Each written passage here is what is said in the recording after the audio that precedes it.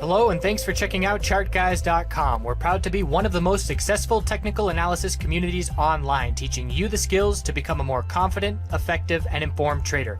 Join our community of hundreds of analysts worldwide working together to learn the charts, generate profit, and achieve financial independence. For access to daily live chart analysis and market coverage, a thriving chat community, along with dozens of hours of exclusive educational materials. We look forward to seeing you. Let's check out some charts. Hey everyone, checking in on the market. Nice follow through by the bulls with a gap up open. The consolidation that took place today after the morning open was ideal, establishing support, which we'll look at in just a second. And then we closed strong up at the high of the day. So bulls are coming back with a vengeance. We're certainly expecting to top out in the near term. There's a couple things developing as far as the decoupling of oil and the markets over the last 2 days. In my opinion, it's due to the news and the likelihood that rates are going to be cut. That's very bullish for the market. It's not doing anything for oil. In my opinion, this is a favorable bullish setup for the market in the sense that oil is still oversold on the daily, oversold on the 12-hour, hasn't gotten those bounces going yet. And those bounces from this point, which I anticipate any day now, are only going to help the S&P 500 bulls, who at this point have seen this 2 days of bullish action without any help from oil. So we'll look at all that in just a second. For trading today, the kind of setup today where it was very easy, like I talked about in the video yesterday, where I said I want to gap up open. I want things to be as extended as possible, so I head into the day as a day trader, eliminating half of the equation. I am not looking bullish. I'm only looking for a bearish setup, and if I don't see it, then I don't trade today. And that keeps it easy to laser focus in on what I'm looking at. And the setup today was Tesla, gap up open. I wanted to see a break of 200 psychological resistance. First thing to exhaust the bulls up on their final push, enter bearish above 200, and that worked out really well. So in this instance, again, we're extended to the point where tomorrow, depending on how we open, but I'll probably only be looking for just short-term bearish entries, knowing that the daily move is going to top out soon, and we have to form a daily higher low. So looking at also perspective. Let's talk perspective for a second. Distance from the all-time high for SPY, about 4.2%. Distance from the recent low, about 3.4%. If SPY goes another dollar to 284, we are as close to all-time highs as we are to the recent low that we bounced off of 2 days ago. That's pretty astounding, at least for me personally, to realize that the bulls are able to recover that quickly from the depths of despair and the sky collapsing. So what I'm looking at is the hourly uptrend. And we did form another hourly higher low right at the end of the day, which is nice because before that our only hourly support was the low of the day. So heading into tomorrow, I'm going to be watching 281.75. If we lose the hourly uptrend, that's the first indication to me that our daily top has been set. And then from there, we would look for a daily higher low to form. The sooner the better. If the bulls could hold 279 on the higher low, it gives them good odds for continuation. If we pull all the way back under 278, then we have an equilibrium setting up as opposed to a continuation setup. So the size of the pullback is going to be giving us information. IWM.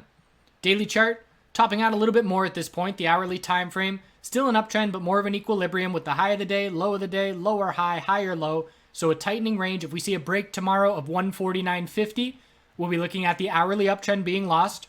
IWM started bouncing before SPY, so let's see if IWM loses its hourly uptrend first, if perhaps that's an early indication as well. And if we're going to change this trend, really what I'm looking at is, I didn't see it clear enough that I want to point it out, but I was just looking at a little left shoulder, the head. If we top out here, unable to break 151.65, then we have to form a right shoulder, which would be the higher low, and then changing the trend. But it's all about the hourly uptrend short term. Lose that, and then we zoom out to the daily and look for the daily higher lows. QQQ, resistance 177.27. Hourly uptrend, which is what's important to me. Did form a little support at the end of the day as well, 175.46. Bulls want to hold that level tomorrow. If it breaks, we look for a daily higher low to form compared to 169.27. XLF. This is, again, the buoy of the market as the tech sector was weak. Getting the significant follow-through, 27.21 is the resistance we're watching. If we fail to break that resistance, we're just looking for a daily higher low. Names that have a greater percentage distance from their higher low have a better chance, or should I say from their low, have a better chance of forming a higher low. So when you look at XLF, we have 4% to work with.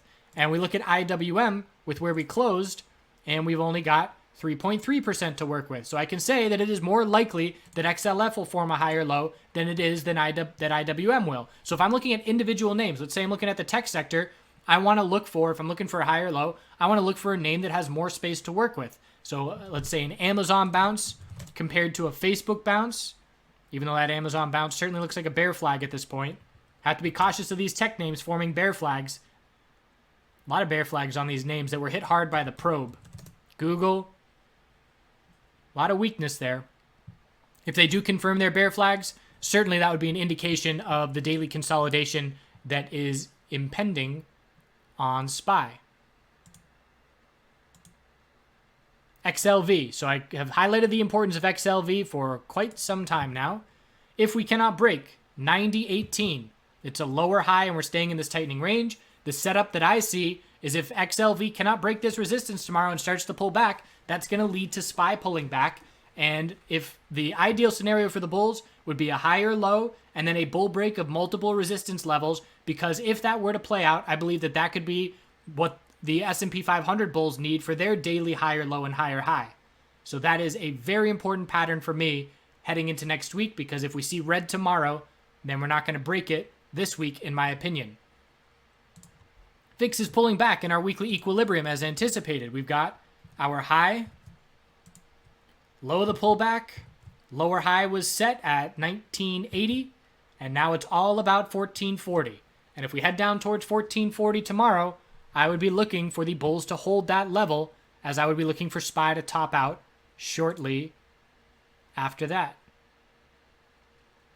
Potential entry on TVIX and UVXY, but it's also getting to the point where we get an equilibrium, and if there's wide ranges in there, absolutely, we can play inside the equilibrium, and this still may be wide enough of a range to play within, but it does usually get to a point where the volume drops off, the volatility drops off, and the opportunity drops off, and it gets to a point where I just say, all right, I'm waiting for the break, as opposed to trying to play within a tightening range.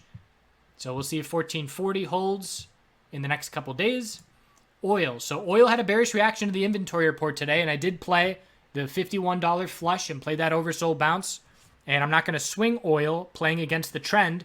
If you want to swing commodities, it doesn't make sense to me to not be doing it in a futures account.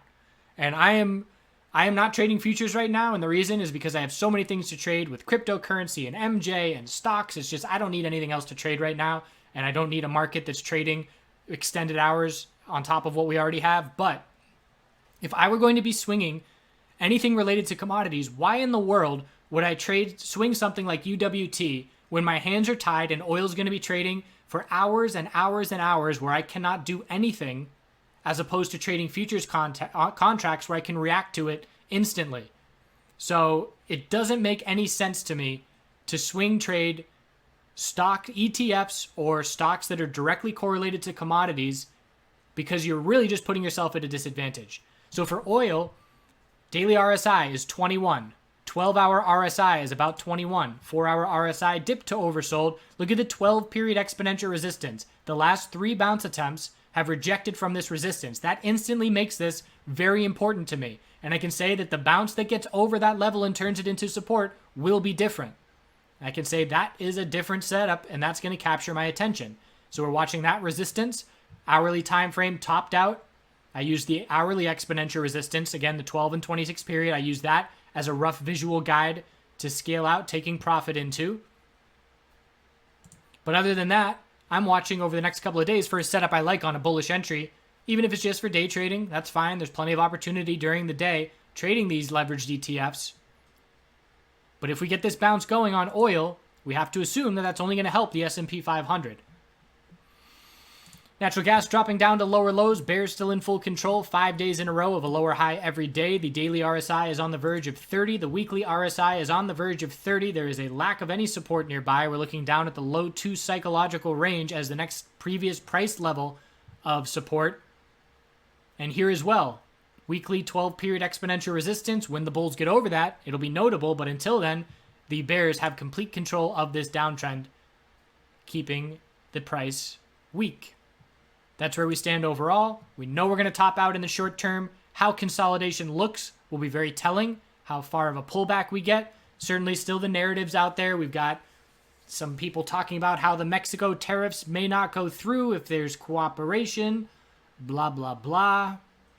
We'll see. But as of right now, it does look like the market cares more about the potential rate cuts that are incoming, as opposed to, it's really just offsetting all the bearish tariff stuff from the last week or two. So we'll continue to check in as always tomorrow. And let's see if we can make it to 284, the midway point between the all-time high and the low of this current pullback. Looking at this monthly chart for SPY, it's just hard for me to be bearish on this chart. We're in a monthly uptrend, and it looks like we're trying to set this monthly high or low. I certainly don't expect to head straight back to all-time highs, but when it takes 2 days to eliminate essentially 5 really bearish days, that's notable to me. So we'll keep checking back in. Have a good day. We got some bats from Austin to wrap it up.